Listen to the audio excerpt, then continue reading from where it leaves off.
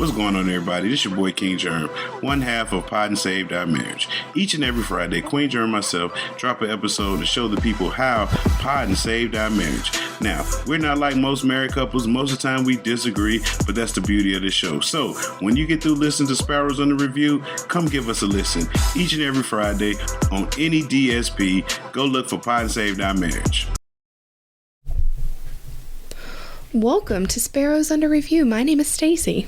And I'm JR, aka Mr. Nostalgia. So what are we talking about today? You want to give your quick introduction there? Let me give this monologue real quick. In 1996, there was a movie called Twister. Twister did something for every one of us. And if you don't have a story with Twister, I will have to twist your arm behind your back because I'm going to find that. Right, where you been? Yeah, where have you been? Twister is a one-of-a-kind movie. Mm-hmm. And the characters in it, and I always give praise to Bill Paxton, God rest his soul, Helen Hunt out there. Philip Seymour was in that movie also. God rest his soul too. He was the chunky boy in that. Oh, okay. So the thing about this is, I liked his character. Warner Brothers does this thing with movies, and Paramount does this thing too. Certain franchises get shelved. They get put back in the box. They don't ever come back out.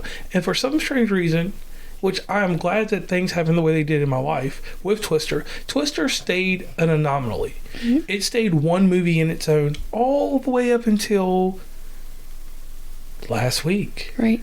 So let's give a quick overview of box office and budget for Twister, the 1996 film. So their budget, and we'll jump into the other one real fast here after I go over this. Their budget was $88 to $92 million. Their box office was $495.7 million. And that's what you call a blockbuster hit. Mm-hmm. So let's jump over to Twisters real fast, and let me tell you where they're at. So their budget, $155 to $200 million. Now, I don't know from what date they're going by off of this.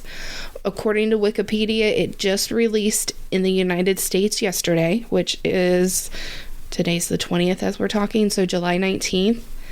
It was released, the premiere in London was on July the 8th, and it was released internationally by Warner Brothers on July the 10th. So we could be anywhere from July 8th to today. But they're already at $43.2 million. Right, and like I said, it hasn't had a full. We're actually inside the actual box office weekend, mm-hmm. So numbers won't be accurate until Monday. Right. I was just kind of giving a comparison of what they had a budget to work with back then compared to what they made, to know the potential of what this film has from their budget to what their box office could be, which I hope the whole issues with the pandemic, people were kind of moved on from those issues, and it does really great. I hope it does. Now, one thing I will say about this movie, and this is something that only if you're like a movie buff like me and you're an insider, the script for this second movie has been in limbo for over 20 years. The one thing I did want to mention there, and that's something I didn't, want to put out there, with the acquisitions and different things that have happened with Warner Brothers and the Amblin Entertainment, which is famous for E.T. and other things like that. Amblin Entertainment is on there. This movie got put in limbo. There's been a lot of things that have happened in the Warner Brothers Discovery Company, and this movie almost got shelved again. But with some star power, which is mainly Glenn Powell, and the other cast, which everybody else is great in this movie, no disrespect to anybody on that, this movie was a masterpiece. What I will say here, as a movie buff, this movie is the best movie of 2024 thus far. Not saying something's going to eclipse it, but I want to even go another narrative. Since we do movies by the years, 2000, 2010, 2020, this is one of the best movies of the 2020s thus far. And I'm going to give it that because this movie was strong.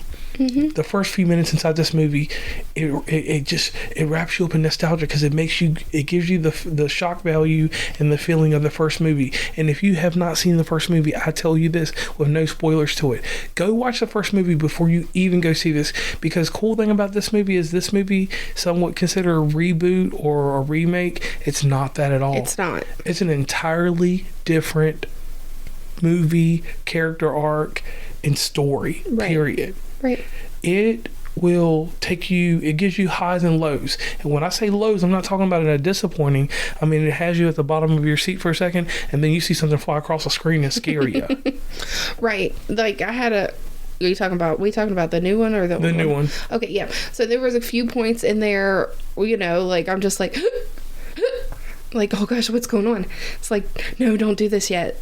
Or, don't do this again. And it's like, give them a break. And like, oh my gosh, why are you doing it this way? And it's like, it had the good suspense in it. And there were quite a few funny parts in it too. Yes. I giggled quite a bit. Chickens. Go watch the movie, you'll know. Chickens.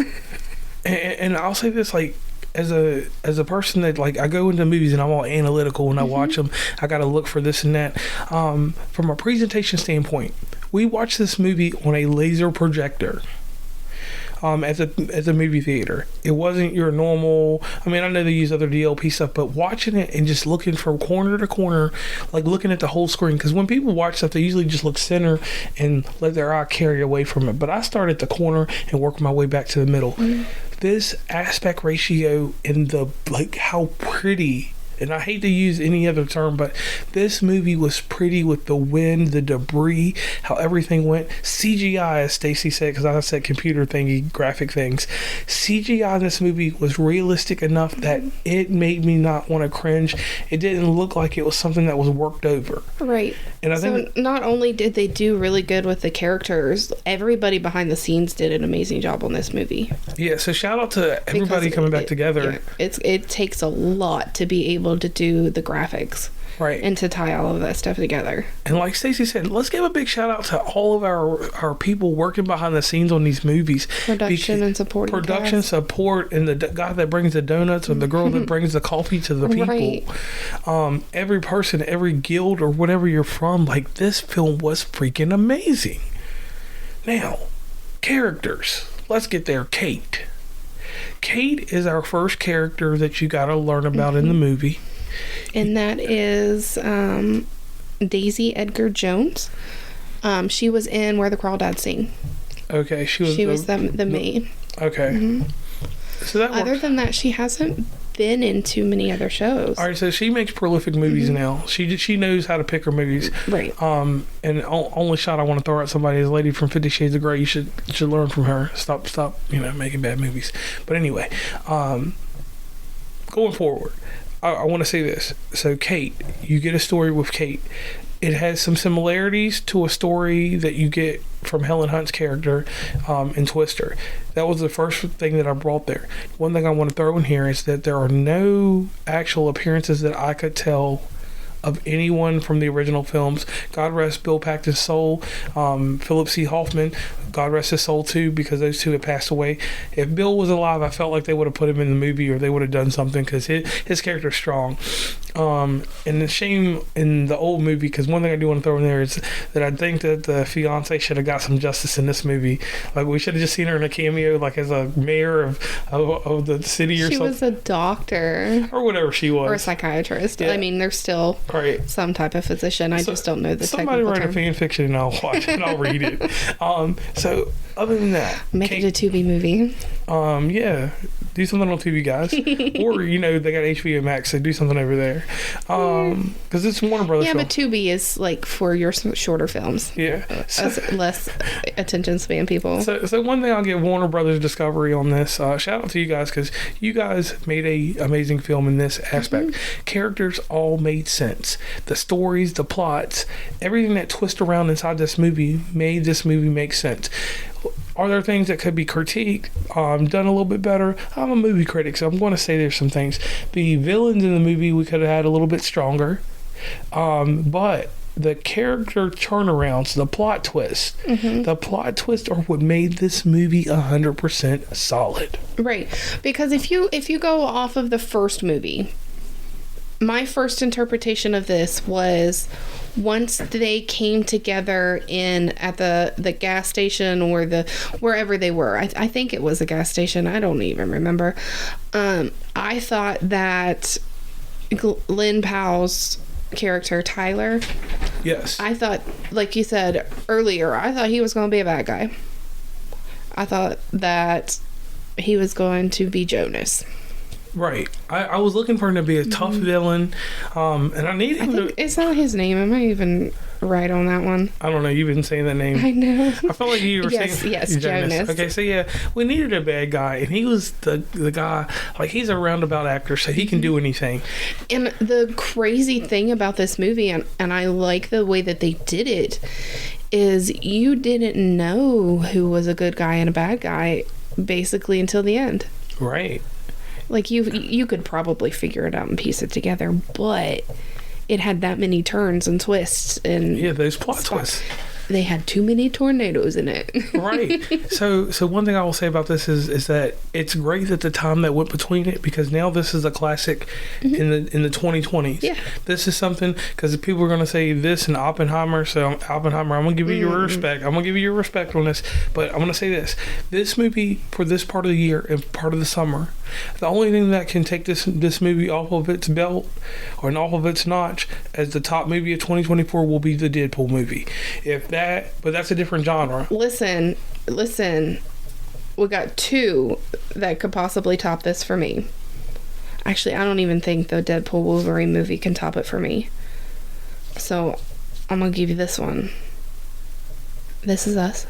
Not This Is Us, crap. Dang. It Ends With Us. The Colleen Hoover book that's getting turned into a movie with Blake Lively starring. I think that one, if they did it, the book justice, is going to be a close tie with this. I still think Twisters might be above that, but it's going to be close. Right. And the only other thing that can shake this is Beetlejuice, but we'll do a discussion about all that stuff later. Let's get back to the topic at hand. Twister. This movie goes down in my book as a classic. It will be something that when it comes out and it's available, I will take my surround sound, hook it up, and go with it.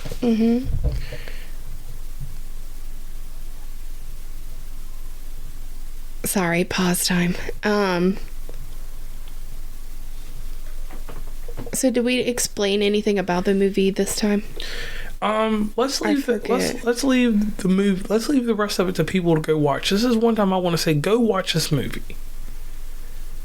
I don't see a reason. We've done a pretty solid episode of justifying why we like it, and I see no reason to give up this. This is one thing I say: take the family out, take the missus, take the mister, or whatever your situation is or relationship. Take them out, go see this movie. Significant other, whatever. I mean, I think that's the safest term. Take your family member, significant other, or just your friend. Go with your friends. And this is one movie you can go see alone too and not feel bad if you see it in 4K or 4D IMAX. I would say this: if we had the experience to have it in our local regime somewhere around here, it would have probably been awesome. Or if this movie had been made in 3D for us. Great thing like that. So I want to give a big shout out to Warner Brothers, to all the people that were part of this. Shout out to the Athena Grand. Like shout out to Athens, Ohio. Right. Because how many theaters can you go to, get two adult movie tickets, a large drink, and a popcorn for under $20? Right. I mean, I know that there's probably quite a few places in smaller towns or different areas, but you know, honestly, how many different places can you go to get all of that for $20? Right.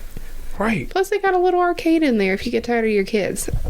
Yeah, send them to the arcade. Or give them enough snacks, because you can get everything up to $18 and still feed an army like me. Right. So, I was reading through some of the Wikipedia. They did a lot with this. I definitely recommend going over and reading the thingy to kind of see what happened. It talks about the strike in July. It talks about what kind of camera they used, which is interesting to me. I think I read somewhere in there that they actually used footage from actual tornadoes. And embedded it in there somehow? Oh, okay. The film's tornadoes were created using special and visual effects, referencing footage of supercell clouds and real tornadoes shot by technical consultants, including storm chaser Sean Casey. The tornado in the finale was inspired by the 2013 El Reno tornado, the 2021 Western Kentucky tornado. Oh wow, that's crazy. So the movie's got good chops technically, Yeah. and that's one thing I'll say is very impressive. So on that note, let us know your final thoughts on this. Yep. We do have Instagram. I have a TikTok up that I just post the reels on every week. You can also send us a message at Sparrows UnderReview at gmail.com. Please give us a like, a follow, and a share. All of that stuff is free. Any type of support that way, we greatly appreciate it. Anything else? And just this. Let's save our movie theaters. Take the time and go watch the movies. Yeah. And then a few weeks later, when they're on digital release, pick you up a 4K copy and watch it on your favorite device. On that note, I'm JR. And I'm Stacey.